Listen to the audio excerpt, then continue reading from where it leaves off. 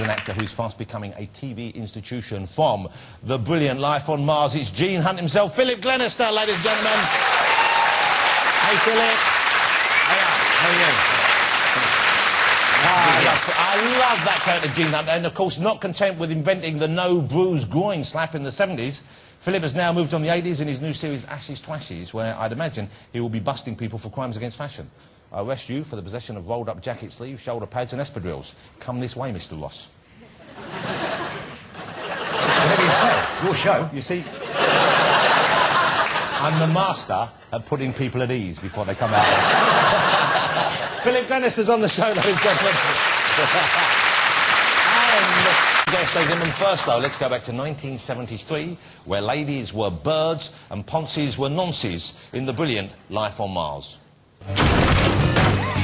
Hey, flat's clean. OK, Rocket. Who shot Deepak Gandhi? See, problem is, I don't help the filth. Sorry, but I would rather have rabid ferrets munch on my testicles. OK, let me put it this way. Who shot Deepak Gandhi? I've never heard of him.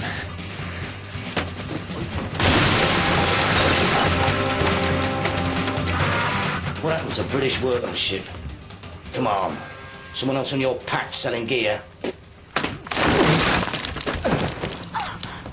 Steady, Gov. We don't want another of those enquiries. I asked you, who shot Deepak Gandhi? I don't know nothing. That Ugandan lot, they keep themselves to themselves. If you know nothing about Deepak Gandhi, how do you know he's Ugandan? Yeah, no, that is a good question, actually. Glad you asked me that. Will you please welcome Mr. Philip Glenister? Shout, shout, let it all out. These are the things I can do without. Come on, I'm talking to you. Come on, shout, let it all out. Hey, Philip. Hello. Good to have you here. What Nice do you to think be of Vivian and her... I'm joining her party. She's given me a badge. It was quite something, wasn't it? Mayor of London. What an inspirational figure she is. Fantastic. Now, part of me is delighted you're out here. Part of me is a bit disappointed that you didn't grab me, kick me in the nuts, throw me over the desk and call me a soft southern bastard. Because we all love Gene Hunt, and part of me wants you to be like that when I meet you. Do you get that a lot when you go to pubs and out and about? No, I don't go out. You don't go out at all? Two small children. I don't go out. So you're at home, you're doing the daddy thing? Yeah. OK, how old are your children? 6 and 3. So they're not watching Life on Mars? No. No, no. Or indeed the new one, Ashes to Ashes? No. Okay. But they've got this big poster in their bedroom. Of you? Yeah.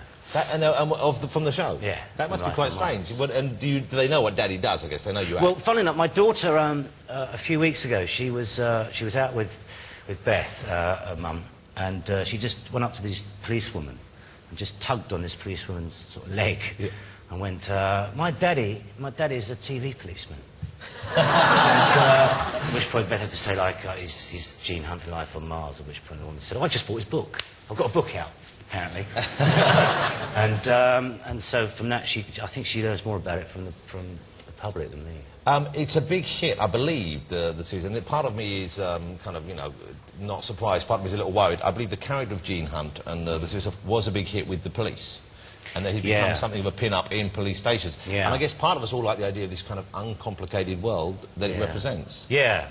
The most common reaction I get from policemen is the fact that, you know, they all knew somebody that was a Gene Hunt back then, or whether they, you know, there tends to be a lot of people in the family whose father or uncle was a policeman back then. So they all seem to know somebody that was actually, you know, they can't say that this bloke was Gene Hunt.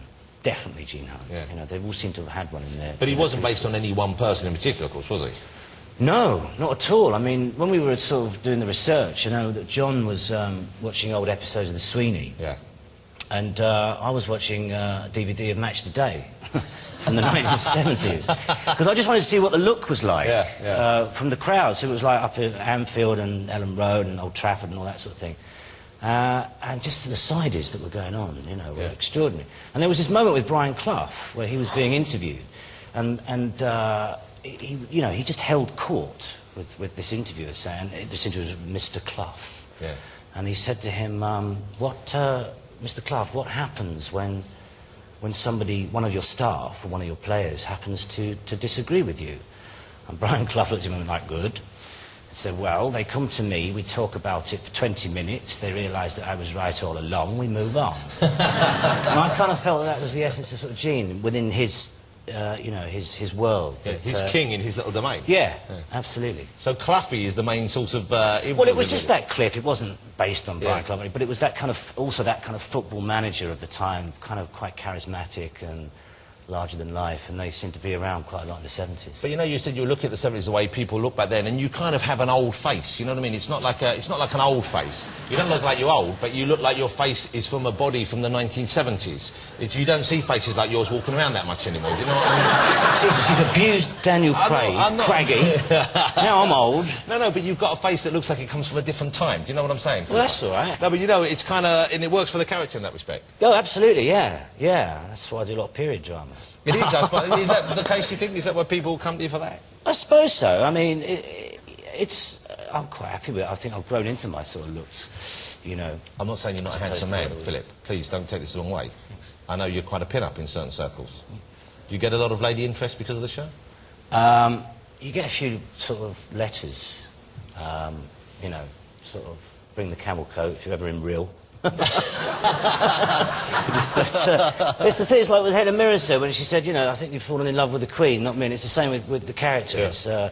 It's definitely not me, it's the character they seem to find. I mean, it's fascinating, the fact that you'd think that being this sort of misogynistic, sort of overweight, sort of rather dinosaur-type figure that women would find him fairly repulsive. But, I mean, I could only think that it's maybe his lack of self-awareness in an age which is so kind of image-led. So people checking themselves all the time and wondering about how they're being perceived. Well, thinking they should be like a particular person, and then this guy comes along and just throws out the rule book and just says, this is what I am, and this is what you should be, and get on with it, you know. Obviously, when you're playing that part, you get to do some of the things that most of us think look like a lot of fun. You get to drive the cars a little bit too fast, you get to shoot guns. Do you do your own stunts? Are you allowed to do the driving? Well, the first series, I did quite a lot of it. In Life and One, they just said, can you drive? It's like, yeah, all right, drive.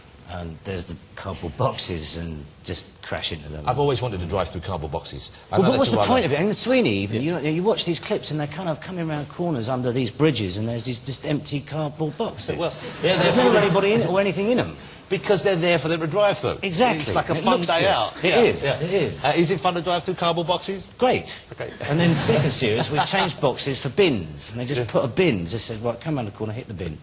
And when it's not your car, you think, fuck, whatever. The poor sod that owned the Cortina, after every day's filming, he just had in hands, be going, oh, Jesus.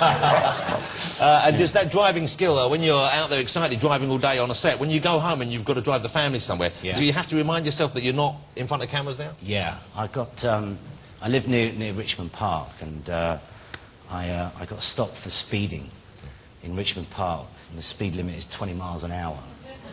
And I was doing about 26, and he stopped me. And this guy, and he was, this was a while ago, and he was actually quite officious. And he sort of pulled me over, and he said, I'd love it if you weren't in this park. He went out, you want to kill yourself? I'd love that. I was doing 26 miles an hour. Steady. A bad day at the office. So that was going. And you've got bikes going faster than you. Yeah, people running past, I imagine, faster than that. Exactly. But now, I imagine, if you get stopped, I would imagine you can kind of get away with whatever you want. I'll get away with murder. Yeah. not literally murder, no. But I mean, you know, you could go over a speed bump with a disregard for the actual limit, couldn't you? No, you know, you're never above the law. But I mean, if anything, there was one time when we pulled up. I just was being dropped off, and it was outside the Arabian embassy. Not the wisest places to block the gates. You know? And this guy said, "You can't stop here." I said, "No, we're not. I'm just jumping out and going off." And he looked at me and he said, "And you of all people should bloody know that." So they think you are Gene Hunt, of course they do. Yeah, a little bit. But it's a fun part to play, I imagine. It's a big character to play and a big character to get your teeth into. And of course, you're back in the new series, Ashes to Ashes. Yeah. Which I'm delighted, because I'm sure, like many people, when Life on Mars ended, I thought, I love this show, I love this character, I love the idea, I want to see more. It started last night on BBC One, and it's a different time, but it's a different series, really. What are the major differences? Well, we're set in the 80s, for a start, and we set it in London. and Gene has joined the Met, and he's got a new sidekick in D.I. Alex Drake, played by the fabulous Keely Hawes. A very beautiful and talented actress. Fantastic. But she's, there's a kind of similarity in that she's kind of from the present day and finds herself back there. Yeah. Not dissimilar to the way John Simm's character did. But she has much more knowledge, because Sam was a sort of case study. She's a psychologist, she's a police psychologist. So she has, whereas John's character had no knowledge of why he was there or what, you know, this sort of mad journey that he was taking. She has the sort of, the book of what's going on. Because she knows what his experience was. Yeah. But in a way that makes for more fun, of course, because she's talking to you guys like, well, I know you're not real. Yeah, imaginary constructs, she refers to herself.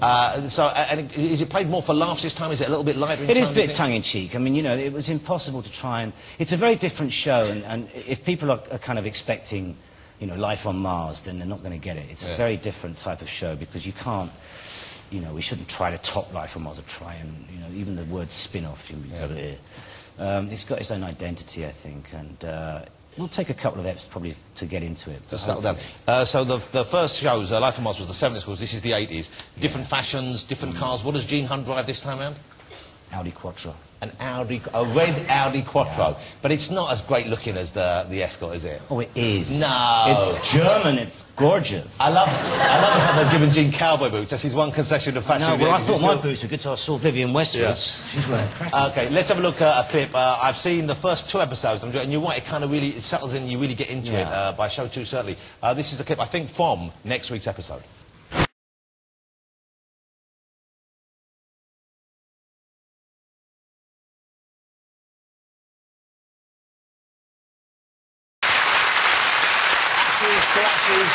Thursday night, BBC One. Yeah. You do a lot of period work. You mentioned that. Ashes to Ashes, of course, is sort of a period drama. I saw you in Cranbourne. Cranford. Cranbourne's in Surrey. Yeah, well, it's just off the M3. Oh, same thing, you know what I mean. All right, but I don't know if you saw Cranford. What a great... I've only just started watching it on TV. What a great series. Man, that's a great show. Yeah, it's a good show. And you're working there with just about everyone in the whole series is wearing a silly hat. We can see that you've got a sort of squash cowboy hat. Yeah. And is that Imelda Staunton there? Is that Imelda, yeah. It must be strange being in a village populated by women in bonnets when you're filming. Is it? Do you get a kind of a bonnet fever when you're leaving there? Because it's like everyone's wearing it. A bit of a bonnet on. When you get home, do you feel like the wife's letting you down by not having a bonnet? Yes. It's like... Take the costumes, though, dress her up. Do Victorian night. It's a great show, though. Will they do more of those, do you think? Well, there's a possibility. I don't know. I mean, it won't involve me, because, you know, have you not seen the end? I haven't seen... Oh, don't... I could ruin it for you. Better not. Well, it could involve me. I could come back as... Oh, don't do that! Ghost of Cranford Park. I just said to you, I'm watching on DVD. I haven't watched it. I'll just ruin it. Which episode are you up to? Well, I've only seen number 1. It was very good. Bollocks. I've ruined it. You don't die, do you? No. No, well, acting-wise, maybe. Does John Sim come back in time and join you there? Yeah. I'd love to see that. The stagecoach driver. I'm so thrilled you're having success, because you're one of these people I've seen in TV shows on and off over the years, you know, with a small role and to get a big lead role like that and really make the most of it. What a great, fun thing to do, I would have thought. Thank you. Cheers. Yeah, it's really lovely. I love Gene Hunt. I would like to see a series next where it's just Gene Hunt. No one goes back in time. It's just Gene Hunt sorting out the nonces, the ponces, the scumbag, the prozzies, the drug dealers, and the elderly. I know. Maybe there's a job in... Somebody said I should be Prime Minister. Can you imagine Gene Hunt being Prime Minister? Who said Gene Hunt should be Prime Minister? The Daily Telegraph, I think. Philip, how lovely to meet you. Thank you so much for coming on the show. Lovely to be Ladies and gentlemen, Mr. Philip Glenister. Thank you. Yeah, that's great. Stay around for the music. Lovely.